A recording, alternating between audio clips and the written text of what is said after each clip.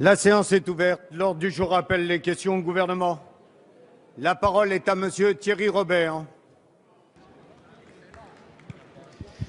Monsieur le Président, mes chers collègues, ma question s'adresse au Premier ministre. Monsieur le Premier ministre, vous qui avez le souci de la bonne gestion des deniers publics, je voudrais aujourd'hui attirer votre attention sur le projet de la nouvelle route du littoral du Conseil régional de la Réunion. La route la plus chère de France, titrait il y a quelques jours le magazine Challenge. Ce projet est une hérésie financière, un non-sens économique, une folie dont le coût ne pourra pas être supporté par les Réunionnais.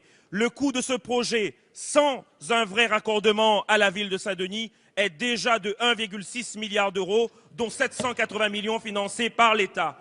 Avec les inévitables surcoûts d'un chantier en mer, ce projet coûterait près de 3 milliards d'euros. Cela induirait un remboursement annuel pour la région de près de 50 millions d'euros pendant 40 ans. C'est la Caisse des dépôts qui le dit, pas moi. Le projet actuel priverait la Réunion des ressources nécessaires pour accomplir ses autres missions.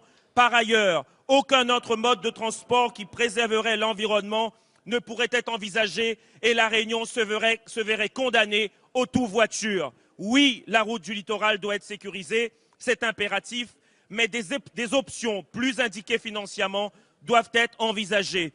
Plusieurs architectes ont présenté des alternatives à ce projet qui, à tout point de vue, n'est pas abouti, notamment sur le plan environnemental. Par ailleurs, ces dépenses entraîneront une pression fiscale intolérable pour les Réunionnais. Enfin, contrairement à ce que laisse croire le Conseil régional, il est encore temps de modifier ce projet, il est encore temps d'agir avant de mettre le doigt dans l'engrenage et de se retrouver dans une spirale infernale. Sachant que nous pouvons raisonnablement envisager un projet alternatif moins onéreux, mais tout aussi efficace, Monsieur le Premier ministre, pouvez-vous saisir pour avis la Cour des comptes sur cette politique publique financièrement hasardeuse et par ailleurs demander au préfet de la Réunion de saisir la Cour régionale des comptes afin qu'elle se prononce sur l'équilibre économique des marchés passés. Je vous remercie. Merci. La parole est à Madame Georges Paul-Langevin, ministre des Outre-mer, que l'on écoute dans le silence, s'il vous plaît. Merci, Monsieur le Président.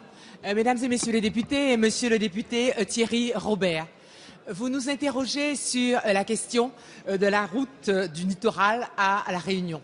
Alors, je sais bien qu'en d'autres temps, d'autres options avaient pu être envisagées. Mais aujourd'hui, il ne s'agit plus de projet.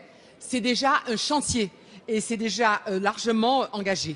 Vous savez que cette route revêt un caractère particulièrement structurant pour l'île de la Réunion, pour son économie locale et aussi pour la cohérence de l'aménagement. Il s'agit de permettre aux Réunionnais de disposer d'un axe routier sécurisé, moderne et gratuit. C'est vrai, c'est un chantier qui est extrêmement onéreux puisque, effectivement, il s'agit de l'ordre de 1,6 milliard d'euros. Mais l'État a engagé d'importants moyens financiers aux côtés de la région et nous avons conscience de l'importance stratégique de cette route, des enjeux économiques et environnementaux qui s'y attachent. Nous serons vigilants par rapport aux engagements qui ont été pris par la région Réunion pour que les impacts environnementaux soient limités au maximum. Nous allons accompagner aussi la région dans son rôle de maître d'ouvrage et nous ferons en sorte que l'information du public et la participation des parties prenantes soient respectées. Et je pense notamment aux débats et aux enquêtes publiques. Mais aujourd'hui, nous devons surtout faire en sorte qu'il y ait des instances de suivi du chantier, mais revenir en arrière ne me semble pas quelque chose de possible. La parole est à Madame Jacqueline Fraisse et je vous demande les uns et les autres de baisser le volume des murs.